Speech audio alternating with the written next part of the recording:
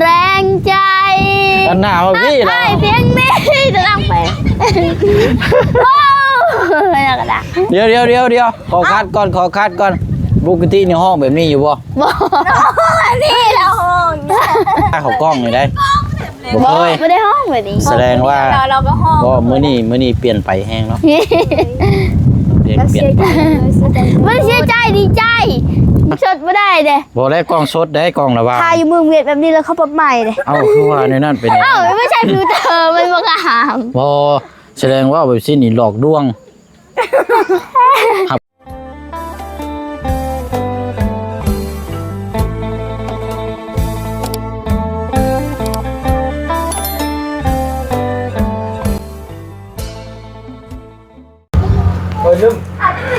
เดินเมื่อยเลยเนี่ยพี่น้องเนาะมาต่อกันทางนี่ก่อนบัดนี้เนาะโอ้ยเป็นจังได๋เดี๋ยวนี้เนาะเอาสบายดีเด้อเนาะทางน้องเลี้ยงและทางน้องใจดี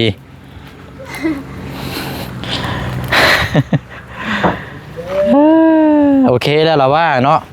ทางระบบจิตใจเฮานิ่งแล้วบ่นิ่งแล้วเนาะเข้มแข็งแล้วเอาก็คือแบบบุญวะฮะแบบว่านี่ไม่ก่อนมันเป็นบุญวาสนาเด้เอาละเลยเก็บพวกแล้วเอาไว้เลยเจ้าบ่แม่นบุญของเฮามาพี่ก่อนก็ได้อันบ่บุญว่าค่าเงินเฮาหาเองด้วยเพื่อแห้งเฮาหาเองน่ะมันภูมิใจกว่านี้อีกเด้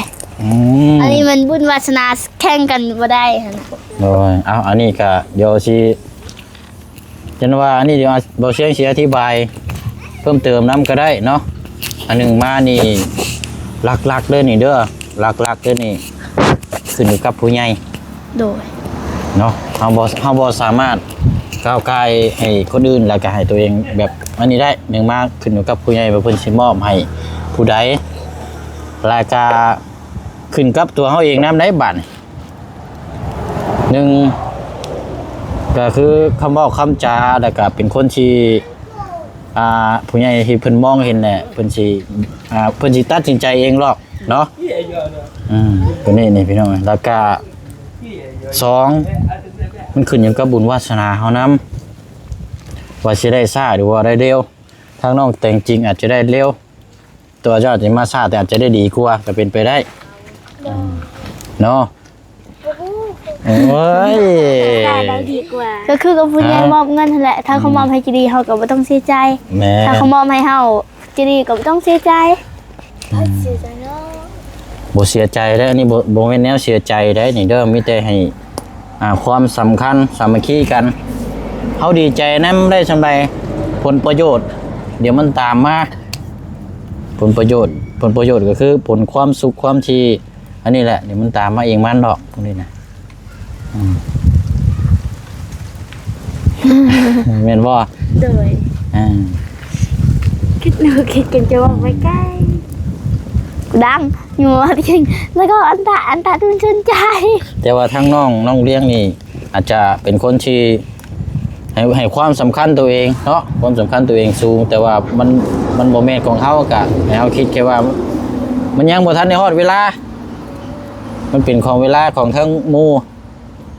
เนาะถ้าฮอดเวลาเฮาก็ได้ถ้าฮอดเวลาหมู่ก็ได้แม่นนี่คือวันเวลาเป็นยังเพิ่นจงห้องว่าวันเวลาเดือนปีก็คือจังซี่แหละเพิ่นห้องวันเดือนปีก็คือแบบนี้แหละมันยังบ่ทันได้ฮอดวันเวลาเฮาดีใจให้ทางกันผู้ได้รับเนาะแล้วก็เป็นกำลังใจทั้งผู้ที่เพิ่นทำจะคิดว่าได้ไรเนาะโทรศัพท์ก็เด้งไปเร่งมาอยู่มันสต็อปกินนี่ทั้งนี้คือหน้าขาวโกนโตนอยู่แท้เอาเลี้ยงใส่นี่เอาครีมกันแดดอันกว่าครีมกันแดด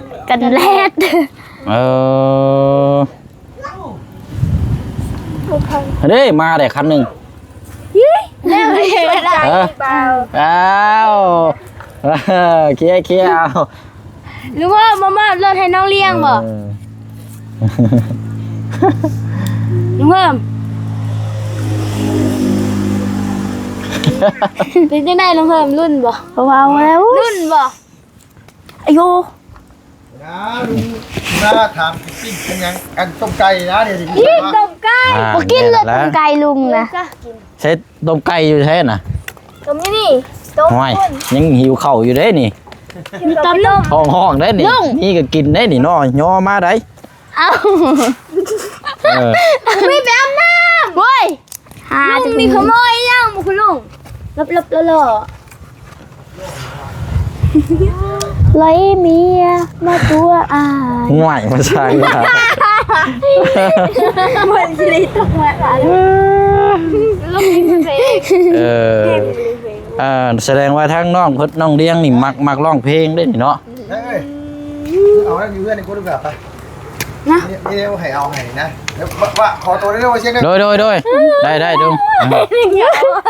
ไม่ยังเด้บาดนี่เนาะจะได้หยังเด้บาดนี่ ก็ใช้เงินแหละตะกี้น่ะ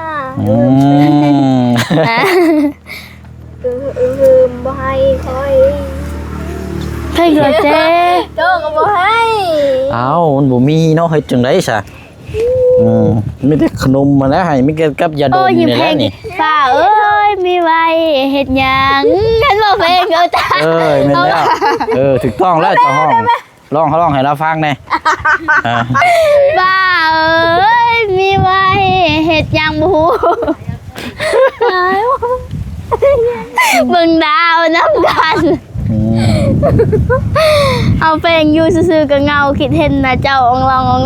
นี่ทำทิ้งไป โอ้ยเนาะ เพลงจ้าจ้าเพลงอะเพลงกันอ้อมปะมีเพลงตัวแรกเพลงก็ให้มันก่อนเนาะเตะหามันเอาเพลงหากบ่มีอ้ายคือเก่า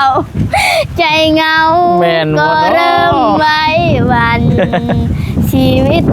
ขาดคนร่วมฝัน สิ้นแรงใจ กันหนาวพี่ ไอ้ เรา เพียงนี้จะต้องไปโอ้ยกระดาษ เดี๋ยวขอคัดก่อนปกติในห้องแบบนี้อยู่บ่ บอกนี่เราห้อง บ่ถามกันปกติห้องแบบนี้บ่ บอก เวลาเขากล้องนี่ได้บ่ บอ เค ก ย ไม่ได้ห้องแบบนี้ แสดงว่า เราก็ห้อง บ่มื้อนี้เปลี่ยนไปแฮงเนาะเปลี่ยนไป มันเสียใจดีใจนั่นแหละเอาเพลงมาเสียงแบบนั้นเลยเอาเพลงมาเสียงเด็กไปไหนเอาเพลงมาขึ้นตัวแท้ เอาเพลงม่วนๆอยู่หาเอามอบให้แน่เช้า เพลงอย่าง ไล่เมียมาตัวแม่ บ่แม่นได้ไป ลงหักพัวเขาเขาบอกกันยันแต่ก็ได้เงินเอาไม่ยังอ่ะ โอ้ยเอาอย่าดมมา อ้าวไม่ยากเลยอย่าดม โอ้ยเนาะอายคักบาดนี่ เพลงหยังอุ้ยโอ้โหเพลงคนเฒ่าบ่ฮู้ แสดงว่าน้าว่าวนี่เฒ่าแล้วเนาะ บ้าเพลงหยังก็เพลงมือ เทศไผลูกเทศคือบ่หาเนี่ยมาจี นะบ่าวมักเพลงหยังนะบ่าว เพลงหยังก็มักเบิด อ้าวเพลงหยังเพลง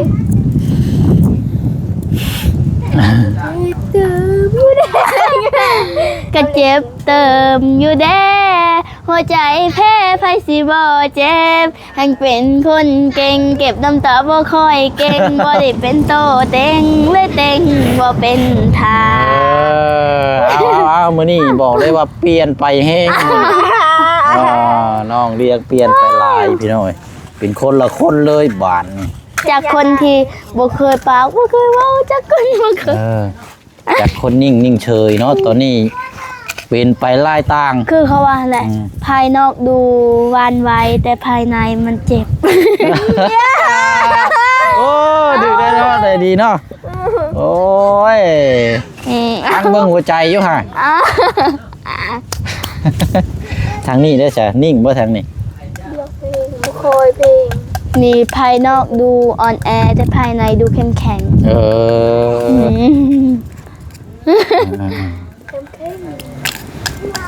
คนเข้มแข็งในวันน นั้นกลับอ่อนแอลงในวันนี้ อยากระบายความช้ำที่มี ให้ใครได้ฟังตั้งเพลง เป็นลายต่างแล้วบาดนี้โอ้ยน้อง เอาหาเพลงเศร้าๆเบิ่งนะบท บ่ เพล เปิด ง ได้ นี้ บ่เปิดเพลงได้ แต่หัวใจที่แตกสลายตั้งเพลงเนาะ เอา โอ้เพลงเพลง เออ เพลงเพลง เดี๋ยวคันว่าห้องเพลงแบบซี่นี่ไปโรงเรียนนี่ประกวดห้องเพลงบ่ ว้า เอ้ามันต้อง ถ้ามันมีมันอยู่บ้านดงพุ่น เอ้า เอ้าแปลว่าเขามีโทรศัพท์แล้วเขาก็เบิ่งเพลงเขาก็อ่านหนังสือไทยแล้วก็เพลงอ้ำ ไปห้องเพลงอยู่หน้ากะลานนี่ประกวดบ่ได้มีบ่ว้าสิบ่มี เอ้าต้องอยู่บ้านดงก็มีมันประกวด อยู่บ้านดงเขาเฮียนห้องมอหั่นน่ะ แต่ว่าอยู่ชุมเจ้าเฮียนนี่บ่ได้ห้องบ่ บ่ เอ้า บ่มีไฟฟ้า อยู่ห้องเฮียนก็อยากเสียตังค์ไปยึดตะคุย ตายค่าบาทเนาะ อาย เอาทำใจแล้วเนาะแต่ว่ายังเป็นลายต่างอยู่ยังห้องเพลงอยู่ตอนนี้ ทำใจได้ ว่ารายการได้ยังได้กินพากันกินข้าวกินน้ำตอนแรกนี่ โอ้โห ฮะไปรอบมุกเบิ่งห้องครัวบ่มีต้มไก่บ่ กินมี่ ฮะ โอ้โห กินมี โอ้ย โอ้ยเนาะ จัก ตายคักป่านนี้พี่น้องเอ้ยบ่ได้บ่แม่นหรอกเราว่าบ่ได้ชื่อหยังมาคือว่ายินว่าต้มไก่บ่ ต้มไก่หมดแล้ว ฮะ ต้มไก่หมดแล้ว เอ้ยเสียงตบพดไปไว้อยู่ป้าของครัวเราเนาะพี่น้องมายังไดโดนจะเทือนใจตลอดโพดโพ บ่มีอาหารกิน ใช่น่ะเอายังห่อยังชานะ อ้าวแม่ต้มไก่นะแม่ไก่นะ เอา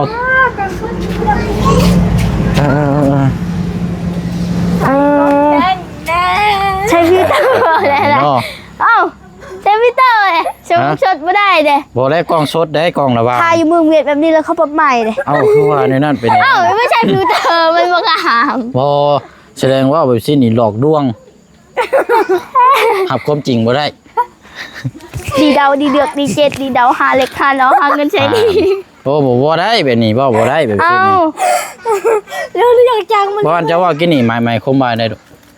คงมา อันจะว่า เบา กิ ดี น เดือกดีเดาไม่กดฟันเราเด้ บ่แบบไรเป็นภาษาลาวแปลให้ฟังหน่อย แป้เป็นไงดีเดือกนี่ดีเดือกดีแล้วดีเดาค่ะดีเจ็บดีเจ็บ โอ้ยเนาะ เพลงยวนเลยเอาเพลงเหรอเพลงยวนลายหมดลำซาเสือลองพลพันเยียวเงินเดาก้อนของชงเชียวเดาก้อนในพงเยียวแว่นเวจ้าตกตาดังโมเอาเพลง เพลงเวียดบ่นี่นะเพลงก็ไม่ใช่เพลงชวนมันมันรังเพลงก็เหมาะเพลง โอ้ความสามารถนี่ก็เก่งเนาะทางน้องเลี้ยงนี่ เพลงเก๋ ห้องเพลงเวียดก็ได้เนาะ ได้หมดเราเพลงนะได้ไล่ไก่กินไม้เดาใจบองใส่ตุยใจปาเต้ปีนันโบโย อันนี้เพลงเวียดบ่ มูก็อันลำโบเจืองก็เงยบ้าชื่อตีนันโบโยลังเพลงเว้ยบู วันนี้นะอันนี้นะ ไล่นะมันเป็นเอาเข็มมายิบฟ้า เพลงห้องจากมีเพลงเวียดแล้วก็มีเพลงอย่างในห้องได้เอา ได้เพลงไทยเป็น ได้ไปเลย ได้หมด เอาห้องเพลงผู้ไทยอยู่เอา เพลงผู้ไทยต้องเอาดิวซับและ ทั้งนอกเจดีได้อยู่บ่เพลงเวียดก็ได้บ่บ่ได้เนาะ ถึง เจ้า จะ เนาะ เราก็ได้ วันนี้ทั้งนี้คือห้องเก่งแท้ฉัน โอ้แล้วเสียใจเลยเสียใจเลยเพลงทุทีป เสียใจเลยไปไล่ต่างเลยเนาะโอ้ย มันฮูหมดภาษายังก็ฮูหมดเลยถ้าเสียใจเพลงจีนมันเลยเพลงจีนตัวดัง เพลงจีนก็ได้บ่ บ่ฮูเพลงจีนฮูจะกินข้าวเว้ยบ่อายนี่จะดังเลยบ่อายนี่ เนาะอย่าว่าจังใดบาดนี้พี่น้องเลย เสียใจคำแก้วเว้ย เอาเดี๋ยวหันหน้ามาพี่ก่อนบ่นี่บ่ให้เสียใจ บ่ได้เสียใจนะ บ่ได้เสียใจบ่แท้ เพลง ได้ ซื่อๆเพลงซื่อๆมันม่วนเพลง ม่วนนะเดี๋ยว บ่ให้เสียใจเด้อ บ่ได้เสียใจ หมู่ไล่แล้วก็ดีใจนำทุกเจ้าก็จะได้ขี่น้ำกันนั่นแหละเด้อแต่บ่เสียงนี่บ่แม่นได้ แต่คอยขี่รถอีกห่าง บ่แม่นถ้าได้มานี่เป็นห่วงคือในการขับขี่และรถมันหลายก็สิ รถมันไล่ขนาดขี่รถทิพย์มันก็ยังเป็นแบบนี้มันแช็กมันช็อกซ้อมมันแช็กรถจะดีตีนชอดแล้ว เออเนาะยังบ่ทันได้พากันไปอาบน้ำเด้อนี่ อาบ เนาะ แล้ว ว้าวอาบตอนไหนน่ะ อาบตอนที่ว่าเชียงมาเด้ตอนมาทมิตตอนเขาทอกอันนั้นยังโบง ยอดเลยมันกล้วย เขาไปอาบน้ำ อาบตั้งแต่3:00 นพุ่น เลย อาจจะพูดเห็นแต่ไอ้มานั่นเขาเยื่ออะไรเยื่อแป๊บน้ำ อาบน้ำตั้งแต่3:00 นพี่น้อยตั้งแต่รถกระเจ้ามาทองอิหยังก็เทไหม้ยังบงหั่นบ่แล้วเลยบ่บัดนี้ เห็นไอ้บ่ลงเลยยั่วในรถไฟสิกาไปถามเนาะ หรือเป็นเรื่องอาบ ในรถ อยู่แต่รถไฟสิกาพี่ถามว่า แป๊บน้ำ เพราะว่าน้าบ่าวขับรถมาเลยร้อนอากาศร้อนนี่ก็ได้จอดรถพักรถแล้วก็นอนได้พักสายตาน้ำในเมื่อยเราขับรถไกลตายแน่แน่ไอ้หวัง เดี๋ยวอันอาบน้ำก็อาบอยู่ในหันบ่หมองกันบ่ โอ้ย บ่ได้มีห้องน้ำของอย่างเนาะ บ่มี อืม เบิ่งทรงคือจะลกแต่มันช็อกตายเปียเริ่มไปอ่อนไอ้กันดำมัว เอาเนาะจังใดก็ตามนั่นแหล้วบัดนี้เดี๋ยวสิมาเยี่ยมยามตามข่าวใหม่เด้อ โดย เป็นกำลังใจให้ โดยคอยบ่เสียงนอนรับฟันดีเด้อบ่ฟันร้าย โอ้ยเนาะ ถ้าฟันซื้อรถให้คอยได้ เอา ถึงเลขของโตเด้อ ขอให้พัดเป็นจริงเด้อจ้ะเด้อเอาโนมือเอาแม่ขันอยากพัดเป็นจริง ขอให้บ่เสียงฟันเห็นงูเด้อคอยใช้เลขงูแล้วถึงเลขของโตคอยได้เงินเป็น100,000 เท่าเด้อคอยได้เงินได้หลาย โอ้ยเอา ขอให้ร่ำให้รวยกว่านี้อีกขอให้สุขภาพแข็งแรงความเจ็บอย่าได้ความใครอย่ามีปรารถนาสิ่งใดขอให้ได้สิ่งนั้นสาธุ โอเคไปพี่น้อยทำนั่นแหละบาดนี้เด้อเมื่อแยกย้ายเฮาบาดนี้เอาสบายดีทั้งทำบอลลูมก่อนมาพี่ก่อนสบายดีงามๆก่อนเอายกมือสบายดีก่อน สบายดีป้าลุง โอเคเอาพี่น้อยโอ้ยสิล่มเลยบาดนี้มียังอันนี้โอ้ย เบิ่งก็ โนเอาละไปพี่น้อยทางน้องๆเพิ่นกาตัวนี้เนาะเข้าใจอยู่พี่น้อยสุนมุนยังปรับปรุงนี่บ่ได้อยู่เพราะว่าสิว่าก็ยังอันนี้แหละพี่น้องเนาะก็บ่อยากว่าร้ายพี่น้อยต่างคนก็ต่างได้แต่ก็ต่างคนก็ต่างเสียใจเนาะก็เข้าใจทางน้องๆเพิ่นอยู่พี่น้อยเนาะ